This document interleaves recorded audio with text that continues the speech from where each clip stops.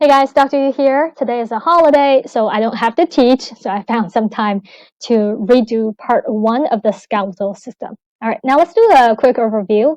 I want to talk about the functions first. The skeletal system supports and protects. Without the bones, without the cartilages, you can imagine that we are going to live like a slug, right? Just crawling on the ground like a worm. We would not be able to stand upright, do all the movements.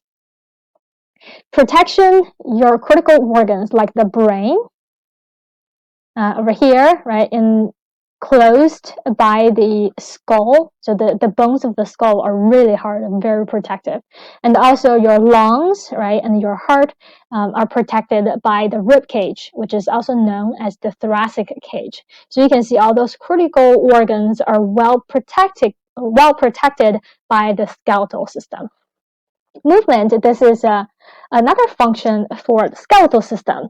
This is actually achieved by the bones from the skeletal system and also muscles from the muscular system. So the muscles can contract, right? So when the muscles contract, because they're attached to the bones, the contraction can, pull the bones, move the bones. And then this is how you can generate, all sorts of movement. So the muscles are using bones as levers. Third function, hematopoiesis. Hemato refers to blood, and poiesis means production, genesis. Basically, the word means synthesis of blood cells. So who does the job of producing new blood cells?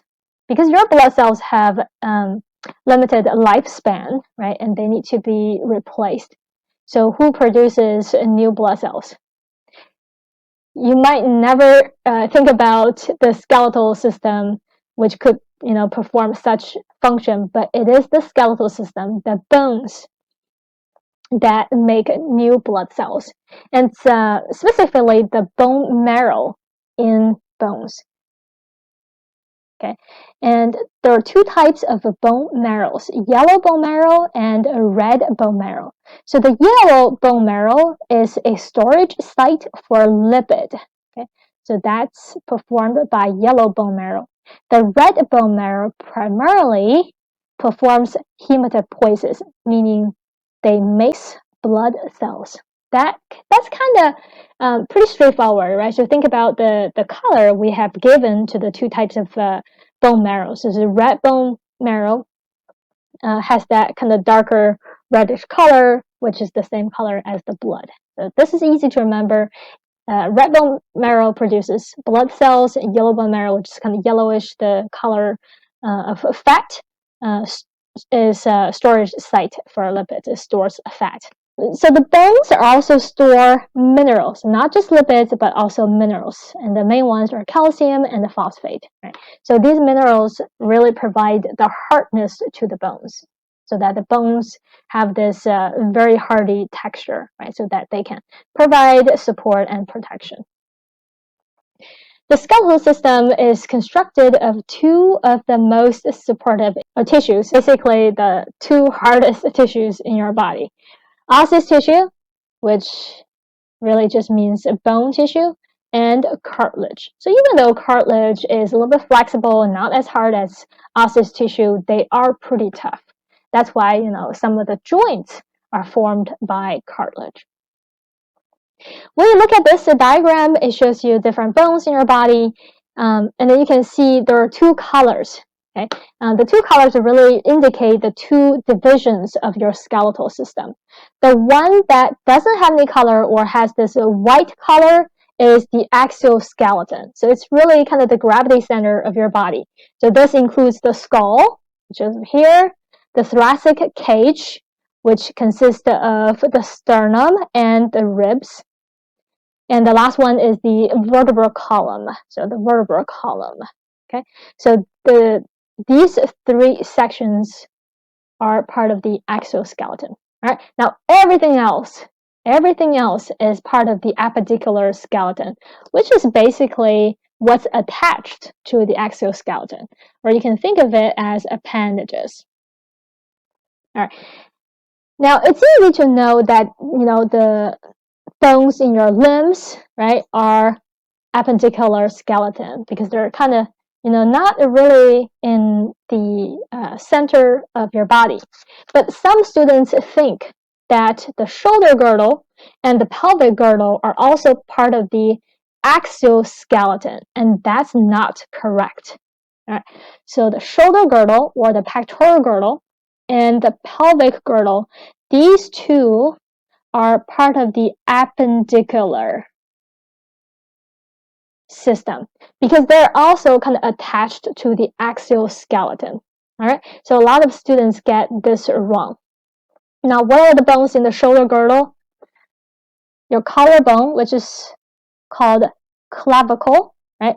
And then your shoulder blade, which is called scapula, right? So these two bones form the pectoral girdle. So these two bones are part of the appendicular skeleton.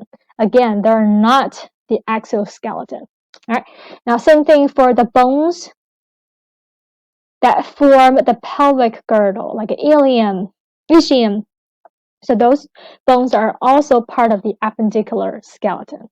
Types of bones we have in adults, 206 bones. Right now, children may have slightly more bones than that, but as they grow, some of bones will kind of fuse. So in adults, normally we have 206 bones. We classify them to 4 main categories. And you kind of need to know what bones are in which category, especially, the obvious ones, the common ones. The first group is long bones. These bones, based on the name, they're going to be very long, so they're longer than they're wide. Now, very good examples are bones in your limbs, right? Like humerus, and over here, there should be 2 bones here, your ulna, your radius, and then the bones in your hand, so metacarpals and the phalanges. Now, I want to mention this real quick. When people look at phalanges, so you should have 3 phalanges in your, let me go back. You should have 2 phalanges in the thumb, right? And then 3 phalanges in the rest of the fingers. So you can see this is all 3, right? These phalange bones are kind of small, so a lot of students think they're short bones, but they're not. So if you look at them more closely, you can see they're still longer than they're wide. So these little phalange bones are still long bones, all right? And then the metacarpal bones, these are, again, kind of small, but they're still long bones. All right. And then same principle here. So the bones in the phalange bones and metatarsal bones in your feet, they're also long bones. So you have a metatarsals here, and then you have the phalanges in your toes. So those are also long bones. All right, in the second group, short bones. So these bones are usually cube-shaped. Cube-shaped. Very good examples are the bones in your wrist. So those are the carpal bones. So like these.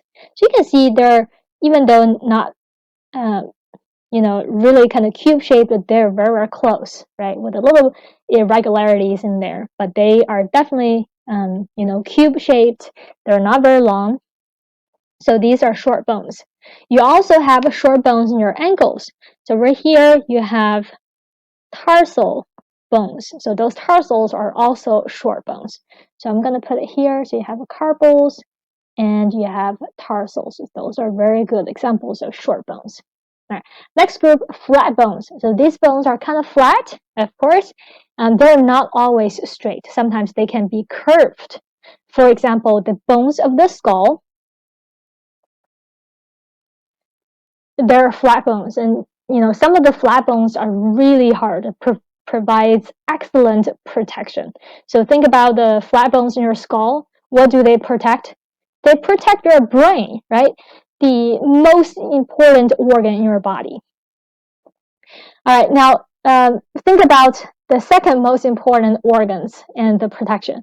So the heart, the lungs. The heart, the lungs are protected by your thoracic cage. Right? So the main bones in the thoracic cage are the sternum. Some people call it breastbone, and then the ribs, right? So all these bones are also flat bones, and they're pretty hard. Right? So the thoracic cage, and you should know the ribs and the sternum. All right. Now people say, Ribs, they're kind of long and they're curved, but they are flat bones. So that's something you might want to pay special attention to. Kind of, keep telling yourself the ribs and the bones of the skull are really flat bones. All right, now irregular bones. Those bones have irregular shapes. We can't really put them in any of the previous 3 categories. So we have a separate category for them. Good examples are vertebrae. So you see those vertebrae, when you look at them, they have this like a very cool shape. So vertebrae. All right, so those are irregular bones. And some people also put bones of the pelvis or bones of your pelvic girdle in this group as well. So they're irregular bones. All right, now there's a special group. I don't think it's mentioned in TEAS, but or TEAS study manual, but just in case, sesamoid bones are technically short bones, but they're a little bit special. Short bones, but they're kind of special because they are located within tendons. All right, now those are knee bones, which are called patella. So you have one patella in each knee, right? So they're right here. So these are the special sesamoid bones. All right, just in case. Okay, so that's the classification of bones. All right, now TEAS may give you a diagram and ask you to identify all the bones in our body. I found it's easy to just kind of find a blank diagram from the internet, download it, you can print it out, print out 3 copies, 5 copies, and then, just do it without any help, without looking at the textbook. Do it once, see how many bones you can get correctly, and then study, and then do another time, and then, again, study, especially on those that you missed, and then, just keep doing the practice, studying, and eventually you will get, all the bones correctly. It's not hard. I've had students who initially thought this was going to be so hard because there are so many bones I need to remember, but eventually, after a few practices, they get it without, much trouble. All right, now let's look at the gross structure of the bone. If you watch the second part, you know that we talk about the microscopic structures of the bone, right? So those are tiny little structures that you can't really see with your eyes. But here we're looking at gross structure, which means kind of bigger structure that you can see, pretty easily most of the times with your naked eyes. So the skeleton system, remember, or skeletal system, or I'm just going to say skeleton, your skeleton that includes all the bones, right? Your skeleton has 2 types of supportive tissues, right? Remember, osseous tissues and cartilage. Okay. All right, now we are going to kind of focus on the osseous tissue for now. All right, we'll talk about the cartilage later when we talk about joints. So we're looking at the gross structure and the microscopic structure of the osseous tissue only. All right. So when you look at osseous tissue, there are 2 distinct osseous tissues that can be found in your body. So those are compact bone and spongy bone.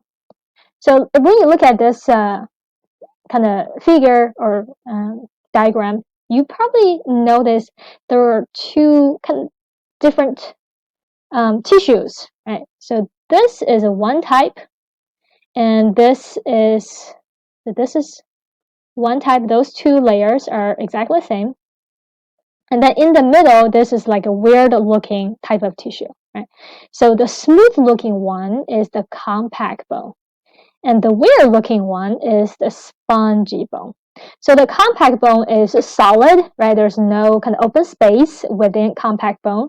It's very homogeneous, meaning, everywhere you see the tissue looks pretty much the same, right? So that's compact bone. Spongy bone, on the other hand, looks very weird, a little bit kind of futuristic looking, right? So you see all these kind of weird columns, right? Those columns are called trabeculae. So trabeculae is the plural form. And there's some open space in between trabeculae, right? So why do we have open space in the spongy bone? The open space houses a red bone marrow. And you know the function for red bone marrow, don't you? Red bone marrow, color red, is also the color of blood. So red bone marrow is where blood cells are synthesized, right, which we call hematopoiesis. So you can usually find red bone marrow in the open space in spongy bone. So hematopoiesis occurs in spongy bone and not compact bone. All right. Okay, so that's the differences between the two tissues. Now, this picture, this diagram shows you a typical structure of flat bones. They look like sandwiches, right? You have 2 layers of bread, and you have whatever you have in the middle. So the 2 layers of a compact bone, and then there is a layer of spongy bone in the middle. So flat bones usually have this kind of typical sandwich structure. How about other types of bones? Now, when you look at short bones, it's very, very similar to flat bones. Or, vertebrae, like those irregular bones. I'm just going to draw something crazy. So this is short bones, and this is irregular bones. They have a very, not exactly the same, but very similar structure as flat bone, which means the outer layer is going to be compact bone. So this is all compact bone. And then the middle layer is going to be spongy bone. So you're going to see these tuberculae, right, forming here. And then there's open space with a red bone marrow. And same thing for irregular bones. The outer layer is compact bone. And in the middle, you have, the spongy bone. So this layer is compact bone, and this layer is spongy bone. All right. All right, so that's the structure for these 3 types of bones. Now, I forgot I have this kind of real bone picture here to show you the 2 different osseous tissues. So you can see this is cross-section, right? The smooth part, the outer layer, that's compact bone, right? So this is all compact bone. For this bone right here, the compact bone layer is pretty thin, right? Not as thick. And then all this kind of red color with some kind of holes, and really kind of looks like the sponge that we use to wash our dishes, right? This is all spongy bone. And then there's space where you can find the red bone marrow that makes new blood cells. Okay, this is a typical structure for a long bone. It's a little bit complicated, so let's look at the structures one by one. The main part of the long bone is this shaft called the diaphysis. Now, the shaft has a big central cavity called the medullary cavity. So the medullary cavity houses a red bone marrow when you are very young, when you're a baby, you're a child, right? As you get older, now different sources may have different, age information, but usually between, if I remember correctly, 7 to 10, the red bone marrow in the medullary cavity will be replaced by yellow bone marrow. So where does the red bone marrow go? It migrates to the end of the long bone, which are called epiphyses. So the term is right here, epiphyses. Now, in case you're wondering why this is proximal epiphysis and this is distal epiphysis, this is why. This will be a good kind of review of what we talked about before. So when we talk about the body direction, orientation terminology, we kind of compared proximal and distal, right? So if this is your body, the end that's closer to your body is called proximal. And the end that's further away from your body is called a distal. And usually these 2 terms are used for appendages, things that are attached to your body. So if this is a femur bone, excuse my drawing. I know it looks kind of ridiculous. If this is your femur bone, this will be the shaft, which is called diaphysis, right? And then this end is going to be the proximal epiphysis, and the other end that's further away from your body is going to be the distal epiphysis. So that's why these 2 ends have kind of slightly different terminologies. All right. So the next section I want to mention is this metaphysis. This is a section that's kind of between epiphysis and diaphysis. Now, in this section, there's a very important structure called epiphyseal line right here. If you see epiphyseal line, then you know that this is an adult bone. All right. Now, this structure, epiphyseal line, used to be a structure called epiphyseal plate. If you look at here, epiphyseal plate. So this is present in babies, children, when the long bones are still growing, those long bones have epiphyseal plate, which is also known as the growth plate. The epiphyseal plate is made of hyaline cartilage. Hyaline cartilage. So that's why on an X-ray image, you can see the epiphyseal plate or the growth plate really clearly. So if you look at the picture right here, this is going to be, see this line that has a darker color than the rest of the bone because it's cartilage, is not bone, right? So those two different tissues are going to be very different on the X-ray image. So the whitish part, grayish part, that's going to be the osseous tissue, the bone. And then this is going to be hyaline cartilage. And this is the epiphyseal plate, right? And then for the other bone, this is the epiphyseal plate. All right. So the epiphyseal plate or growth plate is present when you're very young, okay? Again, when the long bones are still growing. Once those bones stop growing, the epiphyseal plate, which is made up of hyaline cartilage, will ossify. So it will become the epiphyseal line. All right, now let's do the practice. Question 1, which of the following correctly identifies the location of the sternum on the body? So TEAS may give you a diagram and ask you to identify the bones, right? But more likely you will see questions like this that kind of indirectly test your knowledge of different bones and their locations. So to answer this question correctly, you need to know what is the sternum and where it is located. Right? So sternum is commonly known as the breastbone. So I want you to kind of locate this bone on your body. It's part of your rib cage, right? The anterior part of your rib cage. When you touch it, it's very flat, it's very hard, it protects your heart. So the sternum is a flat bone and it's very, very protective. So now you know where it is, which one is the correct answer. I'll give you a few seconds.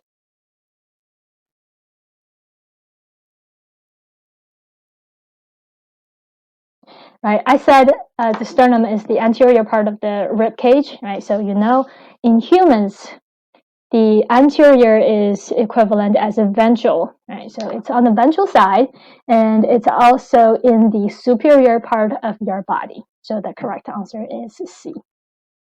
Okay, next question. Which of the following is a short bone? So there are a lot of choices there. I'm going to give you a few seconds.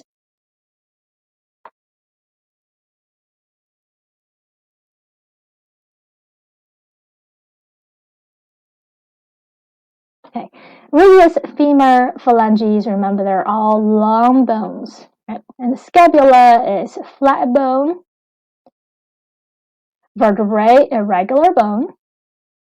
So the correct answer is carpals, right? I could replace carpals with tarsals, and it's still the correct answer. So carpals, tarsals are short bones. And also the sesamoid bone, patella, is also a type of a special short bone. Number 3, which of the following is not a function of the skeletal system? Give you a few seconds.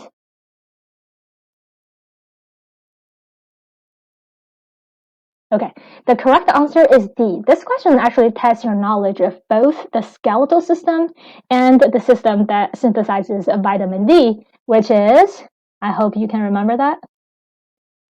Right, the skin. And what do we call the skin? The integumentary system, right? We also talk about that the skeletal system has a bone marrow, right, in different types of bones, and the bone marrow is the site for hematopoiesis. So the blood cells include red blood cells, white blood cells, platelets. So these are correct. And also bones store minerals, right, like calcium and phosphate. All right, that's it. I hope it's helpful. Sorry guys, it may take me a long time to make the rest of the videos. We'll see. This is a very busy semester for me. I don't know, originally I was going to record a couple during the winter break, but because of the holidays and the pandemic, it really didn't work out. So hopefully I can get some time in the summer to finish the rest of the videos. All right, good luck.